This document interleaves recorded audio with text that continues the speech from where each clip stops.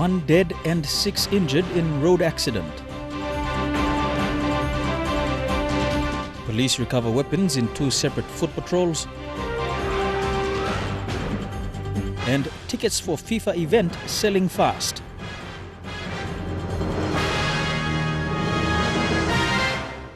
This is National EMTV News with Mary Bartolo. Good evening. Thank you for joining us for Saturday's news. A tragic road accident along Heritano Highway has claimed the life of 1 and injured 6 others. It is understood the 7 were travelling to Port Moresby when the PMV they were in overturned. The cause of the accident is yet to be established, but police say it may be related to drink driving. Eric Harupma reports. According to eyewitnesses, the accident happened in the wee hours of Friday afternoon when the PMV truck they were traveling in overturned along the Heritano Highway after it was hit by an overtaking vehicle. 10 minutes after the accident, a truck belonging to the Department of Health in Gulf Province transported the victims to Port Moresby General Hospital. Around 8 p.m., EMTV arrived at the Pom Gents Accidents and Emergency and saw the victims taken to the emergency area. An elderly man believed to be in his late 30s died while 6 others suffered serious injuries to their bodies. Police are investigating this matter. Eric Arupma, National EMTV News. Port Moresby police have recovered the vehicle used as a getaway in the 1.2 million kina robbery at Jackson's airport on Thursday, and a number of men have been identified as suspects. The vehicle, a white double cab XLT with tinted glass, was found at 5 Mile, about 3 kilometers away from the crime scene. Police say the robbers abandoned the vehicle and took off in 2 other Toyota Land Cruisers. The robbery happened on Thursday morning as officers from the National Forest Services were about to transfer the money onto a chartered flight. Police believed they were held up with a gun and the 1.2 million kina in cash taken from them. The money was for a named company's operations in Western Province. Lay police have recovered homemade guns with ammunition during 2 separate incidents in Lay City this week. Lay Metropolitan Commander, Chief Superintendent Anthony Wagambi Jr. says on Tuesday night, Omili police conducted a foot patrol in the settlement area and apprehended 5 suspects. The suspects were searched and a homemade firearm was found. In another incident along the back road area 2 weeks ago, a foot patrol conducted by police resulted in the capture of 3 suspects. A homemade gun and 5 bullets were also recovered. On Tuesday night, Lay's Omili police conducted foot patrol in the Kamkumu settlement area. The patrol resulted in the capture of 5 members of a gang who were believed to have been threatening business houses and residents around the Kamkumu and Omili area. Omili police conducted foot beat within the settlement areas, and they came across a group of youths who were looking very suspicious, so they searched them and they found homemade guns on them with ammunition, and then they brought them over to Omili police station and they were positively identified as members of the gang, 5 of them. Commander Wagambi says the 5 had been positively identified for a gang raid and ranked second of 4 units occupied by health workers of the Trices Medical Clinic. Police say one of the suspects was also identified by 4 victims of a robbery at the company 2 weeks ago. In another incident in the city, a foot patrol conducted has led to the capture of 3 suspects and a homemade gun.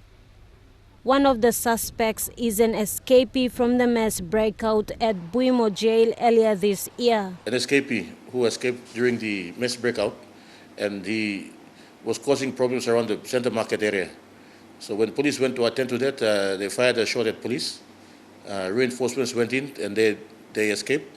So Chinatown police went back at night, conducted footbeat patrols and managed to apprehend 3 of them. One of them is a ringleader and a gang leader of youths who commit those crimes of armed robberies along the back road. So that has resulted in that his particular gang being dismantled as well. Meanwhile, in the last few weeks, Lay has experienced a decline in the number of criminal activities in the city. This is due to the sector patrol concept that was implemented in the city. Mata Luis, National EMTV News, Lay. The Chief Executive Officer of PNG Power, Chris Bice, has come out stating that Australian coal company Mayor's proposal for a coal-fired power plant in Ley City was unsolicited. Bice was responding to concerns over the impact a coal power station would have on the environment, said the PPL board has also responded, saying the project should be approached with caution. Signing any agreement for a coal-fired power station would place Papua New Guinea in violation of the spirit of international agreements, including the Kyoto Protocol and the recent Paris Agreement. The proposal includes the development of coal-fired power stations in urban centres, including Medang and Ley. In Ley City, a proposed site is the Ley Wharf. Australian company Mayor is proposing the development of coal reserves in the Gulf province and maintains it will significantly increase power generation. PNG Power CEO Chris Bice has told EMTV the proposal to develop a coal-fired power plant was unsolicited and that PNG Power is approaching the proposal with caution. We are very conscious of the fact that the PNG government and PNG as a country do not wish to venture into a power plant that will emit more carbon into the atmosphere and cause issues with the climate. The controversy over coal use has risen in recent years, with Pacific countries calling on Australia to reduce its coal consumption. Even Papua New Guinea's High Commissioner to Australia, Charles Lepani, told the ABC the consequences of coal will impact us tremendously going forward. In 2015, the government indicated that it had committed 10 million kina for research into coal development in the country. The proposal that came in from the Mayor Development Resources Development has been basically assessed and the appropriate advice provided to our board. And then basically the board has decided that we be cautious about the whole process. Meanwhile, the Morobe Governor, Kelly Naru, says the provincial government hasn't agreed to anything yet, and it was pursuing an independent investigation to determine if a coal-fired power station was needed in Ley. Scott Waide, National EMTV News, Ley. You're watching National EMTV News. PNG Air celebrates first anniversary following its rebranding, and Kundu Festival in Alatau gets underway. Those stories after the break.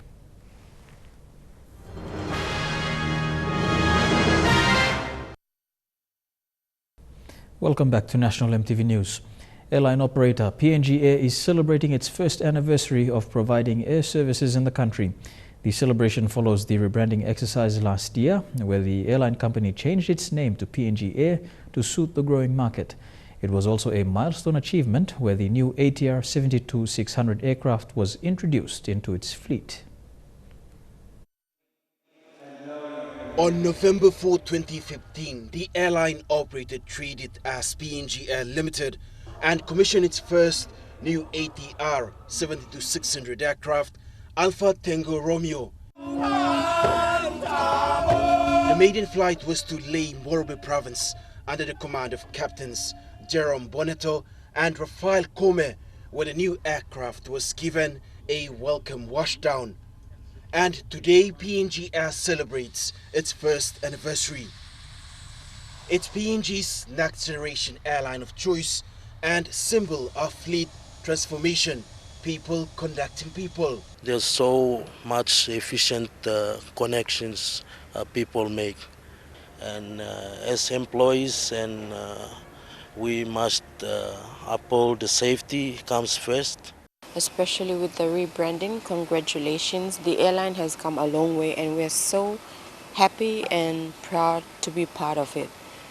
To show that the public and people of Papua New Guinea that the airline is working for them and trying to give them the best service throughout all its branches. It was a week-long colourful decoration for PNG Air Goroka commemorating the first anniversary. Happy first anniversary PNG Air from Goroka, from Auntie Barbara. Meanwhile, PNG Air is celebrating its first birthday with super low fares for passengers who wish to travel in the domestic route. Happy first anniversary! Fabian Haklitz, National MTV News. The 13th Kundu Festival is well underway in the Milne Bay province. It was officially opened by Tourism Minister Tobias Kulang, who says the government is focused on developing this tourism hub. Jack Lapave Jr. is in Alatau and sends this report.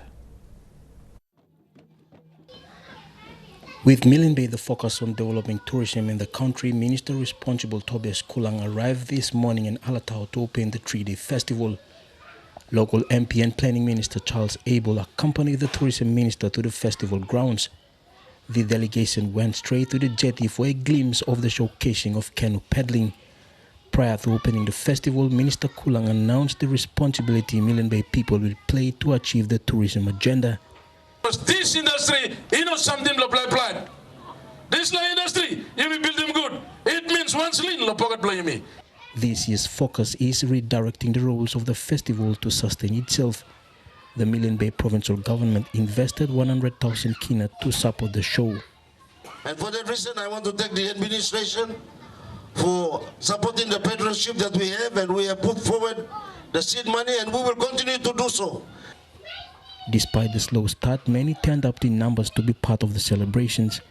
The Alatau MP said such events must be rolled out to other parts of the province for economic opportunities. But the most simple thing that we can do, we set the calendar of events, cultural events and other events, and we have to stick to it. Kenu and Kundu Festival will only get bigger and better if we maintain and stick to that date so tourists can plan those activities. The festival will continue to Sunday. Jack Lapave Jr., National MTV News, Alatau. Prime Minister Peter O'Neill has extended the sympathies and condolences of the nation to the family of the late Justice Catherine Davani following her passing on Friday. He said it is with sadness that he learnt of her passing in Brisbane yesterday. On behalf of the nation, he thanked the late Justice Davani for her esteemed service to ensuring the rule of law in Papua New Guinea. The late Justice Davani had the proud distinction of being Papua New Guinea's first female judge when she was appointed in March 2001. She had battled cancer for over a year and passed away yesterday afternoon in hospital in Brisbane. It is understood that Justice Davani passed away peacefully in the presence of her husband John and family members who had flown to Brisbane to be with her. Health Secretary Pasco Kase met with the management of Engau Hospital yesterday to have the responsibilities of the cancer unit transferred to the Health Department. He said a decision was passed earlier this year for the cancer services transferred. He added that the Health Department is aware of issues surrounding the faulty cancer radiation treatment machine and that experts have identified the problem.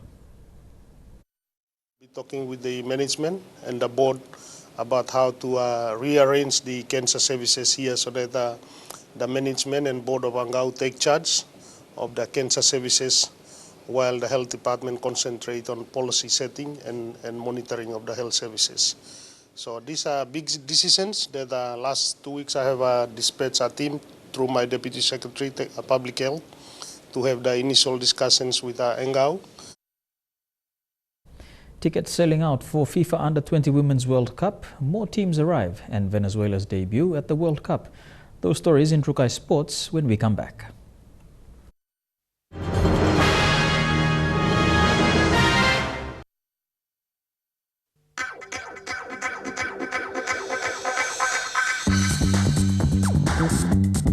Trukai Sports.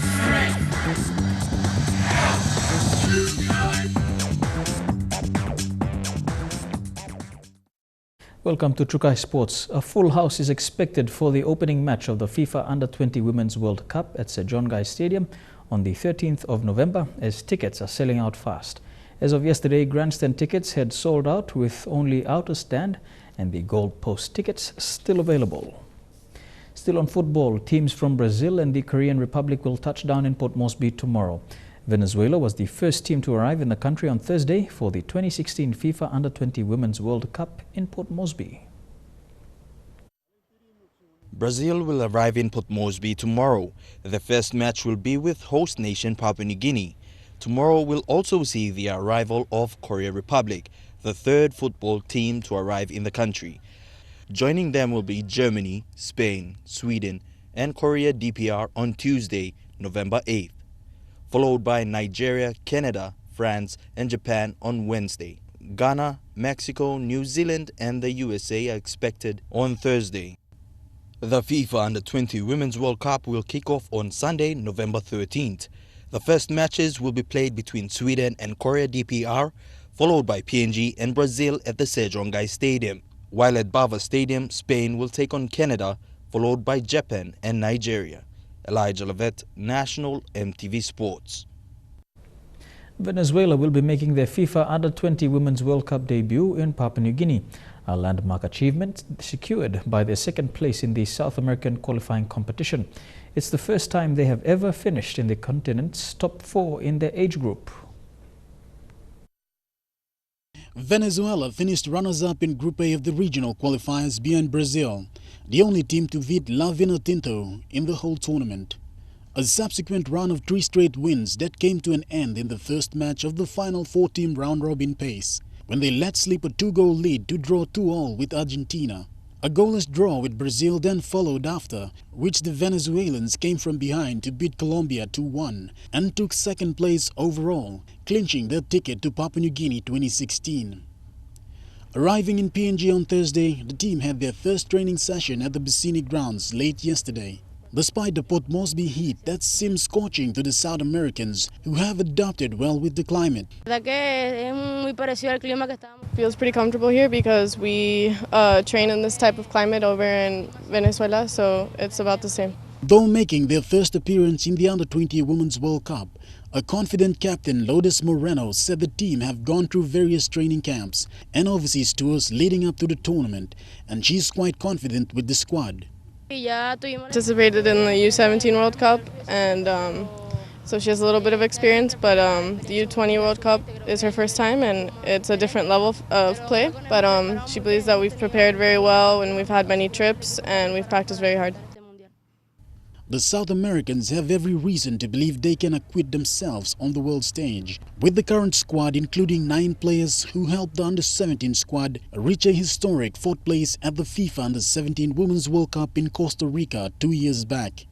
The team is headed by star striker Gabriela Garcia, the joint winner of Adidas Golden Boot 2 years ago, and feisty midfielder now captain Lourdes Moreno. Shane Saroya, National MTV Sports.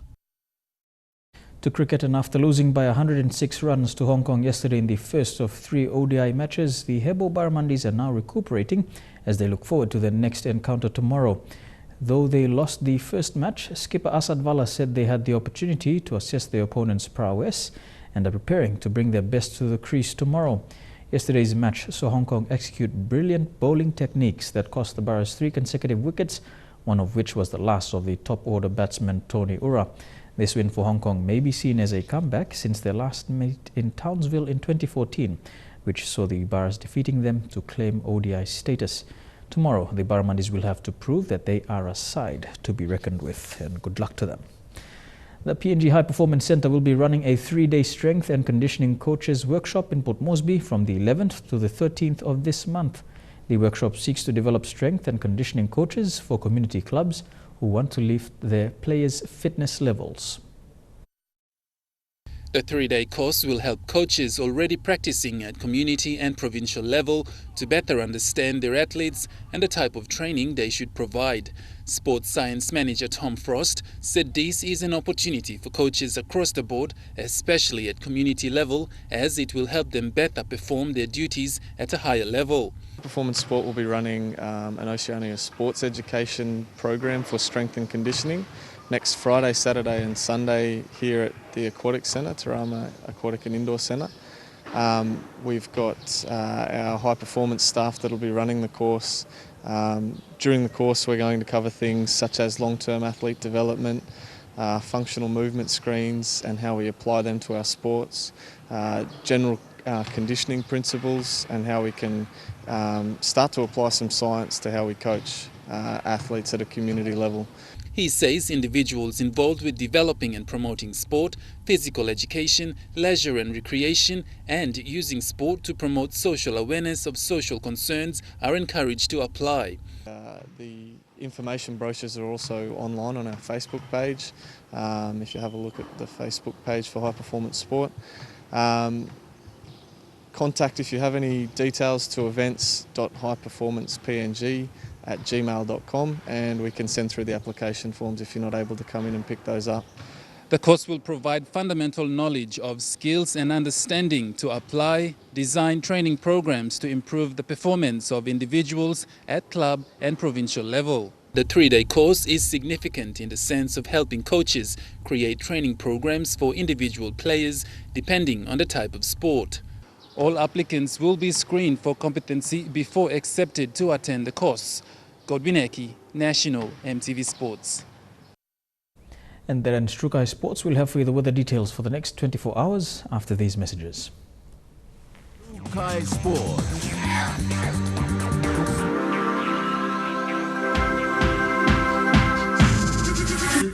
Strukai Sports. The weather details are proudly brought to you by Dulux Weather Shield. Worth doing with Dulux.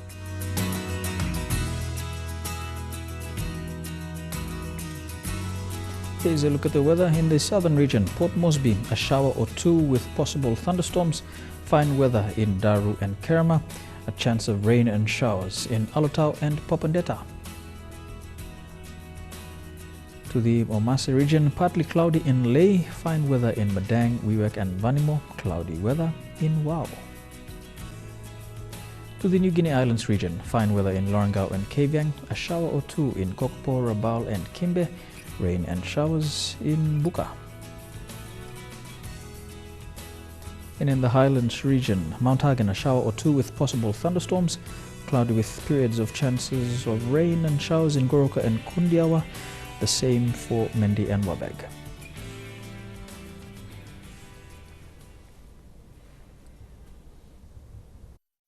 The weather details are proudly brought to you by Dulux Weather Shield. Worth doing with Dulux. And that has been the news, sports and weather for today, Saturday the 5th of November 2016. On behalf of the EMTV News team, pleasant viewing. Good night.